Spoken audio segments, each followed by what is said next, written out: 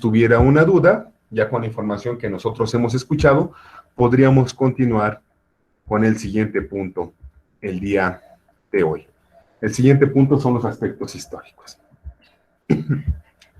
Les voy a comentar en relación de los aspectos históricos. Ya tienen ahí ustedes la diapositiva, ¿verdad?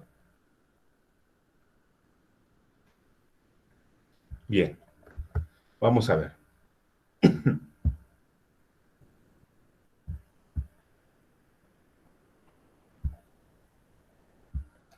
En relación de los aspectos históricos, yo les comentaba hace un momento que tenemos dos perspectivas de análisis. Una es en Europa y otra es en México. ¿Por qué esas dos perspectivas? Porque la historia oficial se genera en Europa y la historia oficial de todas las instituciones que son sociales, políticas, jurídicas, van a ser en Europa. De hecho, si ustedes hablan con alguien que esté involucrado en estudios humanos, en estudios sociales, se van a dar cuenta que todo lo que se estudia es de Francia, de Inglaterra, de Alemania. Ahí están los principales autores de todo lo que tiene que ver con el estudio humano y social. No son los únicos países, en el demás mundo también hay gente pensante, pero les decía, la historia oficial está ahí y nosotros también tenemos que hablar de la seguridad social y de la visión que hay en Europa y por supuesto de la visión que hay en México. Vamos de comenzar por supuesto con Europa. Quiero que vean esta tabla de las contribuciones patronales sobre el porcentaje del salario bruto. Con la información que nosotros hemos visto, ya identificamos que en Europa hay mayor interés por brindarle una mejor calidad de vida al trabajador. Cuando hablamos de las aportaciones que se realizan para la seguridad social, las aportaciones que realiza un patrón, en México estamos hablando de que está, si ustedes ven a México, está abajo de media tabla, aportando el patrón el 11.7% del porcentaje del salario bruto para la seguridad social. Por eso es que cuando se tiene que cobrar en alguna licencia médica, los pagos son bajos porque además, como es bajo el porcentaje, los patrones declaran a los trabajadores con una baja percepción para pagar una menor cantidad. Si bien es cierto, esa cantidad forma parte del salario del trabajador y en realidad no es del todo una aportación del patrón, obviamente como sale del flujo monetario que maneja el patrón, del flujo financiero, pues percibe que es un gasto que él realiza. Pero esto es una cuestión que podría sujetarse a debate. Vean ustedes en qué país, es donde se hace una mayor aportación por parte del patrón, es Francia. La visión de los europeos es diferente. Si ustedes ponen atención, toda la primera zona, la primera parte de la tabla son países europeos. Tenemos ahí a Francia, a Estonia, a República Checa, Italia, Suiza, Bélgica, España, Austria, Grecia, todos son europeos y realizan una gran aportación para mejorar la calidad de vida del trabajador, la invierten en la seguridad social. ¿Qué es lo que tienen ellos como consecuencia? Pues mejor servicio, un mejor desempeño del trabajador. No es que el trabajador francés sea mejor que el mexicano, no. Estamos hablando de las condiciones de la seguridad social en Europa. Entonces, ahí en esos tres primeros que ustedes observan, información de 2017 también, o sea, no es muy antigua, aparece este dato. Ahora, ¿cuál es el promedio a nivel mundial? 17.8%. Ahí dice, average significa al promedio mundial. Entonces, es el promedio que hay a nivel mundial, está marcado a la mitad de la tabla, y como ustedes pueden observar, hay países en los que, algunos también son europeos, por supuesto, en los que se hace una baja aportación. Llama la atención observar que Estados Unidos de Norteamérica está por debajo de México. Y ustedes dirán, ¿por qué llama la atención? Porque eso, Estados Unidos de Norteamérica e Inglaterra, que por supuesto no está en esa tabla, son los que menor aportación realizan y son los promotores del modelo económico llamado neoliberal. Entonces están en contra de la seguridad social. Este es un indicador. Debe llamar la atención. Ahora, los demás países europeos están ahí porque su dinámica social es otra. Su percepción de la condición del trabajador es muy diversa a la que pasa en algunos países que son de subdesarrollo y a lo que pasa en estos dos desarrollados que son Estados Unidos e Inglaterra, que fueron promotores del sistema neoliberal que tanto ha afectado la vida de los trabajadores en el mundo. Obviamente, para comprender por qué la seguridad social es así en Europa, tenemos que pensar cómo es la vida. Son países que han vivido guerras, sí es cierto, pero son países que también han sido precursores, decía, del pensamiento científico. Eso es muy significativo para la evolución social y para el civismo de una nación. Entonces, Francia, por ejemplo, que es el que está en primer lugar, tuvo hace algunos años unos problemas laborales porque al gobierno se le estaba haciendo ya insostenible brindar empleo con esos porcentajes de aportación patronal y con la seguridad social que tenían los trabajadores. Hubo manifestaciones y todo eso se pudo controlar, tanto las manifestaciones como las iniciativas de ley en contra de la seguridad social. Entonces, su percepción de la vida es otra. A ellos les ha, si podemos llamarle beneficiado, les ha beneficiado que son países conquistadores, la gran mayoría. Entonces, al servirse de otros países, lo que han logrado es desarrollar también su sistema productivo, porque se han servido de la riqueza de otras naciones. Entonces, han mejorado y el hecho de que exista la Comunidad Económica Europea también ha fortalecido su condición económica e incluso la de seguridad social. En aquellos países, vean, la cultura es diferente. Si vemos la cultura de los países, podremos entender por qué tienen ese tipo de seguridad social y por qué tienen determinado tipo de normas jurídicas. Francia, por ejemplo, recuerden, es el país donde nace, donde se da la Revolución Francesa, emergen los derechos sociales y políticos, se habla de los derechos humanos y es el primer lugar en seguridad social. O sea, la historia tiene que ver con lo que viven los estados. Y eso ya es desde el siglo XVIII. Si no me corrige aquí la maestra, ¿no? Es desde el siglo XVIII que eso ocurrió allá. Entonces, esta dinámica de transformación social, política, es lo que implica que haya mejores normas. De hecho, la Declaración Universal de los Derechos humanos, ¿no? Se da en ese contexto europeo. Entonces, ellos, ¿cómo lo manifiestan en la seguridad social? El sistema de seguridad social en Europa permite, en muchos países, en la inmensa mayoría, que sea el trabajador quien contrate con una institución pública, o sea, escúchenlo, frente a lo que nos dicen que lo mejor es que la iniciativa privada incursione en los servicios que debe prestar el Estado en Europa, que es lo que hacen los desarrollados, es una institución pública la que brinda la seguridad social, como todavía existe en México, el IMSS y el ISSSTE, y el trabajador voluntariamente contrata con esta institución pública los seguros que a él le conviene. O sea, si hubiera un seguro de vida y a él le conviene, lo contrata para que lo pague, para que se descuente de su salario y se dé una aportación por parte del patrón. Si le conviene que sea por enfermedades de trabajo, por maternidad, en fin, toda la diversidad que hay para el retiro por vejez, por tiempo de servicio, lo contrata. Lo que no le conviene, no lo contrata. Y entonces también tiene oportunidad de manifestar su voluntad. No me negarán ustedes que llama mucho la atención porque en el sistema de los países en vías de desarrollo como México, cuando te brindan la seguridad social, aunque te la brinden con una cotización baja porque el patrón declare que ganes el mínimo, pues la verdad aquí te brindan todos los seguros, pero también a costa de qué? Obviamente nuestras condiciones económicas y financieras como nación en vías de desarrollo, a pesar de que contamos con los 28 puntos que se requieren para ser una potencia mundial, no lo hemos logrado por malas administraciones, ahí está el caso de Lozoya, pues nosotros tendríamos la posibilidad, más adelante vamos a ver si esto ocurre, ¿no? Si en lugar de discursos de los políticos realmente tenemos un avance real que nos permite llegar a esta condición en algunos años, en que nosotros contratemos lo que nos sea útil de la seguridad social y con números reales, ¿no? No con lo que quiera declarar el patrón. En este contexto, entonces, el individuo está al centro y lo que busca la seguridad social en Europa es que se satisfaga el bienestar espiritual del hombre, esto es en sus emociones, vamos a tomarlo por ese lado, en su percepción de su situación laboral, en su percepción personal, en su tranquilidad emocional y material, esto es a llegarle los recursos que necesite para para tener una mejor calidad de vida. Ustedes ya sabrán que nos referimos entonces a bienes y servicios en la parte del bienestar material. Estos dos elementos, la tranquilidad de su espíritu y sus necesidades materiales, son los que involucran la seguridad social y es la filosofía con la que se mueven los europeos. El individuo ahí entonces se ve beneficiado y puede brindar un mejor trabajo. Ahora tenemos que pasar a la seguridad social en México. Cuando hablamos de la seguridad social en México, también tenemos que saber que reconocer elementos o aspectos de la cultura que nos permitan identificar por qué se ha dado esa transformación de esta forma en que lo vamos a mencionar en nuestro país. En México también se ha hecho una categorización de las épocas. En la época prehispánica, la época colonial y la época independiente. En cada uno de esos momentos nosotros vivimos una transformación. Entonces, ¿en qué consiste? Fíjense, quiero que escuchen muy bien para que vean por qué hay pobreza y por qué el derecho social aparece en América Latina y en particular en México, que es precursor, y por qué se da seguridad social.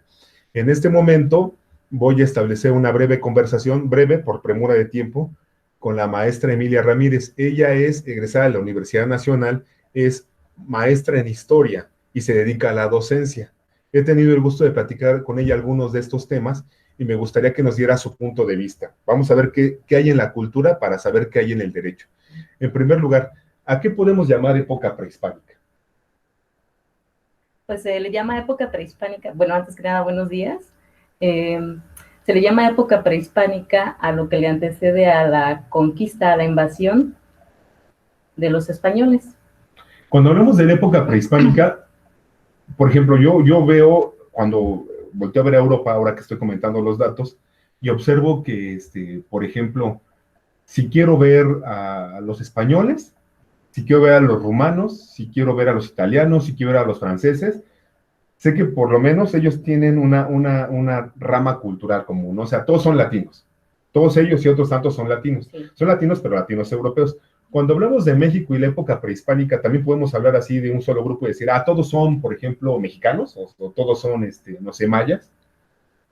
Pues se decía, cada uno tenía su idioma, cada uno tenía sus, digamos, territorios. Sin embargo, se dice que compartían todos los países todas las culturas de América, compartían una misma cosmovisión, es decir, una misma forma de pensar y de entender la vida. Entonces, en este sentido, si hablamos de los mexicas, de los mayas, de los toltecas, ellos compartían la misma cosmovisión, eran regidos por las mismas, digamos, normas, leyes en cuanto a su forma de vivir. Ellos, su cosmovisión era como un embelezamiento de la naturaleza, de la vida, del entorno. Por eso es que ellos tenían tanto respeto hacia la naturaleza.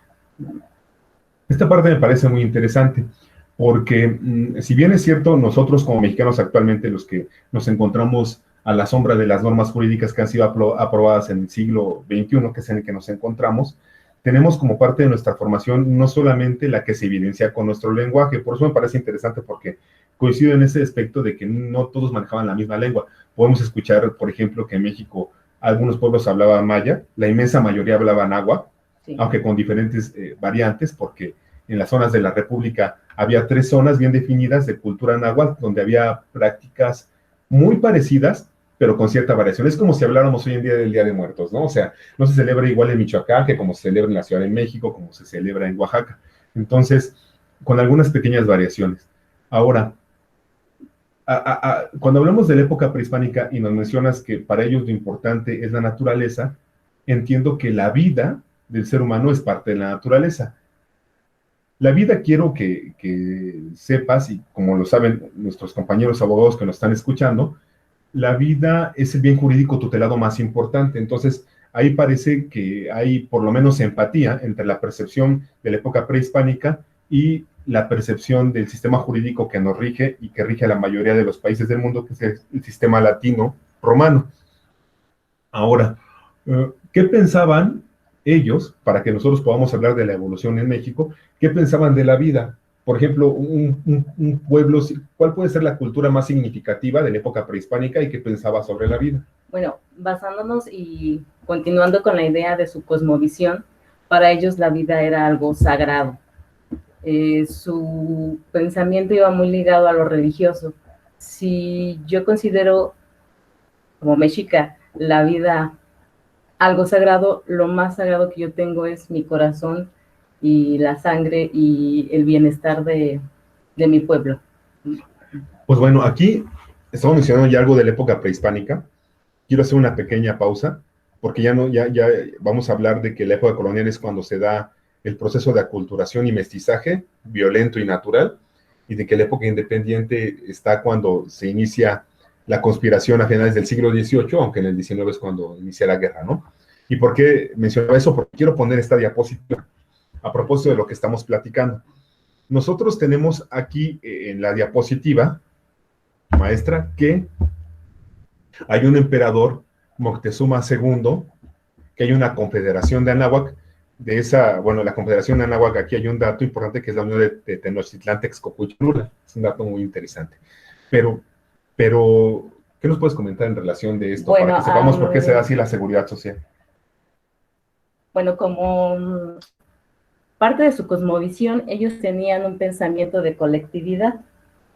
Ese pensamiento de colectividad pues iba basado en que entre todos se construían las casas, entre todos se construían las escuelas, si alguna persona tenía problemas de que estaba enfermo o que fallecía el padre de algunos niños, pues las familias que habitaban, esto era dentro del Calpulli. El Calpulli era un sistema de familias que estaban dentro de las ciudades. Entonces, cada calpulli se regía por esa colectividad y lo podemos ver actualmente. Todavía hay pueblos en los que entre todos les construyen las casas cuando recién se casan, cuando están pendientes uno del otro. Entonces, ese era como su forma de llevar en ese sentido, hablando del sistema de seguridad social, ¿no? Haciendo como la analogía. Esa parte está muy interesante porque, porque en la historia oficial, cuando hablamos de economía, por ejemplo, nos dicen que en Europa se vivió en alguna ocasión el comunismo primitivo, ¿no? Y el comunismo primitivo para ellos era, no desapartándonos de la visión de lo que implica la seguridad social, era que todo era de todos y todo era para todos, incluso las mujeres eran de todos, ¿no? Pero esta condición que vivían ellos de comunismo primitivo me parece justamente arcaico, como el nombre lo dice, y muy atrasado a la visión social. Cuando ellos llegaron aquí a América, se sorprendieron, por ejemplo, entre otras visitas que realizaron, una muy significativa es su llegada a México, Tenochtitlán. Cuando ven la ciudad, se sorprenden porque era más grande que ninguna de Europa. Esto llama mucho la atención y tenía unos sistemas de agua potable muy diferentes a los que existían en Europa, o sea, no tenían ellos esos diseños. Por lo tanto, no podremos pensar que los europeos, que son una parte de nuestro origen, eran más o menos, eran más civilizados que los americanos, puesto que esto que nos comentas de que era una vida en comuna, que además es una visión diferente a la comuna que viven los europeos. Para ellos la comuna es que viva una comunidad unida para que todos trabajen en una fábrica. Esa es la comuna para ellos y lo vemos en los libros de economía, y son importantes los de economía porque ahí se habla de seguridad social, en la descripción de su realidad. Pero si hablamos de que aquí había una visión importante por la colectividad, una protección de la vida, eso precisamente, como lo has mencionado, es un antecedente de la seguridad social. Ya casi vamos a terminar esta conversación por lo que hace al México prehispánico, y yo quisiera preguntarte lo siguiente. ¿Qué representaba? Porque en esta área de la vida, en el mundo prehispánico, es donde se da el impulso a la seguridad social. ¿Qué representaba por ejemplo, para los aztecas, que es un pueblo prehispánico, y me parece a mí es más significativo, qué representaban los guerreros? ¿O qué visión tenían en relación de los guerreros? Pues ellos eran parte de la estructura social. Vamos a mencionarlo así. Primero estaban los tlactuanis, que en este caso pues uno de ellos es Moctezuma. Después seguían los sacerdotes y los guerreros, pues eran ellos defendían y eran encargados de mantener la tranquilidad de pues esta sociedad. Ellos eran preparados en escuelas especiales. Después seguían los tecutlis y después los macehuales. Cabe mencionar también que los tecutlis eran los líderes de los calpulis y los macehuales pues eran la gente común, que ya dentro del calpulli pues siempre tenía algo que hacer. No eran aquella persona que era improductiva para la sociedad, pues era desechada. Entonces, dentro del calpulli siempre se aseguraban de que el macehual tuviera una actividad para que la colectividad y por lo tanto el bienestar social se viera reflejado, ¿no? Y bueno, toda esta información que les estoy mencionando, pues está en el libro de los gobiernos socialistas de Anáhuac, escrito precisamente por un doctor en Derecho, que es Ignacio Romero Vargas Iturbide. Ah, qué buen dato, fíjate. O sea, aparte hay abogados que han hablado de esta situación, pues les ha interesado la evolución jurídica en México. No me imaginé que toda esa información estuviera ahí porque además no he leído ese libro. No debo desconocer que el doctor existe, pero yo no lo he leído porque, por supuesto, mi información ha basado en otros, se ha vertido sobre otros aspectos. Entonces los guerreros ocupan un lugar importante en la estructura social. Con los guerreros, como aparece en este esquema que les estamos presentando, es donde aparece la atención médica. La atención médica es parte de la seguridad social. Para entonces, para los aztecas era importante que un guerrero se encontrara en buenas condiciones. Vale la pena mencionar algo que la maestra me ha compartido en otra conversación, o sea, no es una cuestión mía, es algo que ella me ha dicho, que las guerras que se establecían entre los pueblos prehispánicos no eran como las guerras que ahora hacen los europeos, o los europeos en América, como pueden ser los de visión occidental, en el caso de los norteamericanos, nuestros vecinos. Bien decía por ahí ese reconocido personaje de la historia de México, tan lejos de Dios y tan cerca de Estados Unidos, como si fuera una maldición, y es por esto precisamente, porque tiene una visión occidental, hablando de Europa, refiriéndonos a Europa. Ahora, una pregunta más para poder pasar a las siguientes.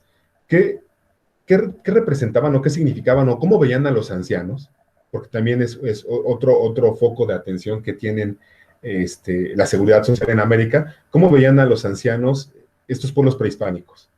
A los ancianos los veían como lo más venerable, lo más respetuoso dentro de la sociedad, de la baja sociedad, como podríamos decirlo, eh, porque ellos, gracias a su experiencia y a su conocimiento, podían compartir al resto de la comunidad lo que ellos ya conocían, ya habían aprendido. Entonces ellos eran muy, muy respetados, eran muy cuidados. De hecho,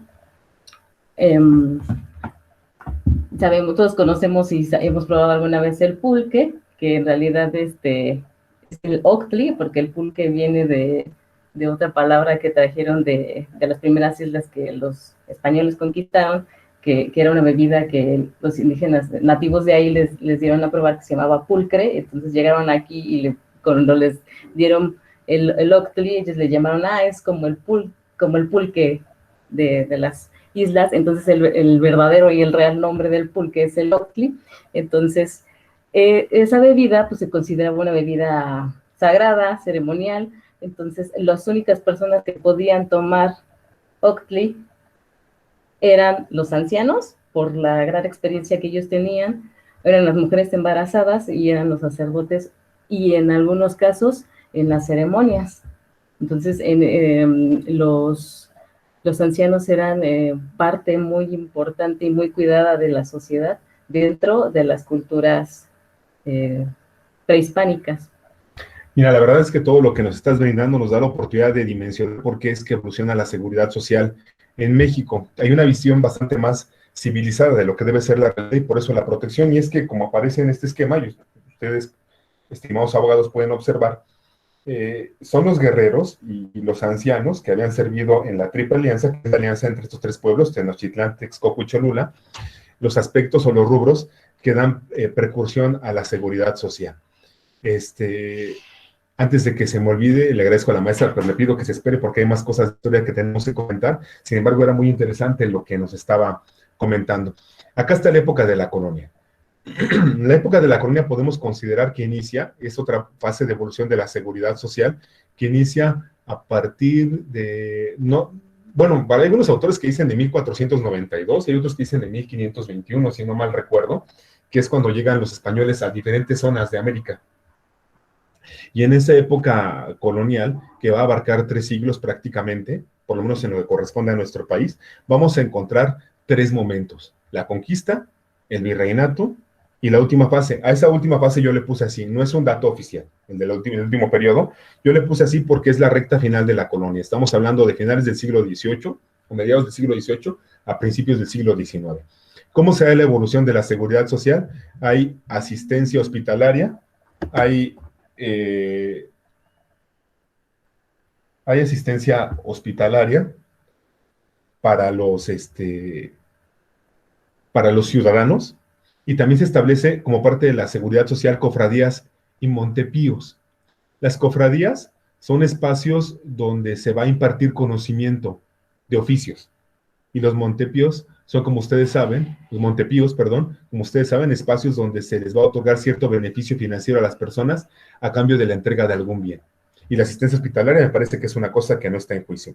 Aparecen los primeros. Después viene el virreinato, que el virreinato ya se le llama así a esa etapa donde ya administrativamente se ha articulado todo el sistema por parte de los españoles para la generación de servicios y el cobro de contribuciones. En ese momento se llega a tener hasta 129 hospitales. El más reconocido es el Hospital Tlaxpana, que se establece en nuestro país y que además demuestra que la intención principal de los españoles para brindar seguridad social era a través del servicio médico. Esto es muy interesante. Si bien es cierto, debemos de reconocer que hay una conquista, un proceso de culturación y mestizaje, también tenemos que pensar que nosotros, los de ahora, somos mexicanos, entonces tenemos un origen en estas dos visiones del mundo. Las dos con sus puntos a favor y sus puntos en contra, muy en contra por los españoles el hecho de que son de los primeros pueblos que expandieron epidemias en el mundo, ahora que eso está de moda, pero la verdad es que la salud les interesaba. ¿Y por qué les interesaba? Porque no gozaban de ella, no tenían hábitos de higiene. Y entonces esa seguridad social es la que implementan en México. Y en el último periodo, lamentablemente, la falta de recursos de asignación a este tipo de servicio, que era el médico, y la mala administración van a ocasionar que estos 129 hospitales más desaparezcan. Y estamos en el México independiente. La última etapa de la evolución de la seguridad social en nuestro país, que corresponde a esta nuestra realidad. Aparece un código sanitario que implicaba las normas respecto del tratamiento sanitario precisamente, no precisamente los establecimientos, sino en cuanto a los enfermos, a los procedimientos. Eso es al principio del siglo XIX. Más adelante aparece un decreto para la entrada de las Hermanas de la Caridad, que como ustedes escucharán, es una asociación humanitaria de apoyo a la comunidad, ya en uno de los gobiernos de Benito Juárez, un ilustre mexicano, a mi parecer, todavía mayor forjador de la patria, porque trae el laicismo a México, más que Hidalgo, que ya había muerto, obviamente no más que Guerrero, que aparece ahí en la imagen, que es quien en el abrazo de Acatempan pacta con su visión liberal y la visión liberal de Iturbide, si es que ese abrazo existió, pacta la independencia de nuestro país, y Juárez entonces crea la Dirección General de Beneficencia, que sería algo así parecido como la Secretaría del Bienestar que hoy en día existe, antes Secretaría de Desarrollo Social, que trata de llevar seguridad social en aquel momento, porque no había IMSS, a la población y programas de atención. Luego se da la creación de la Dirección de Beneficencia Pública a finales del siglo XIX y enseguida la Ley de Accidentes de Trabajo del Estado de México. Somos orgullosos precursores en el gobierno del gobernador Vicente Villada de esta primera ley, que es la que brinda seguridad social a trabajadores en nuestro país. O sea, no fue ni el gobierno federal, ni la Ciudad de México. Siéntanse orgullosos los que somos mexiquenses desde que aparece la primera ley en materia de seguridad social. Y luego la ley sobre accidentes de trabajo del Estado de Nuevo León, que bueno, algo tenían que hacer, ¿no? Pues también son una zona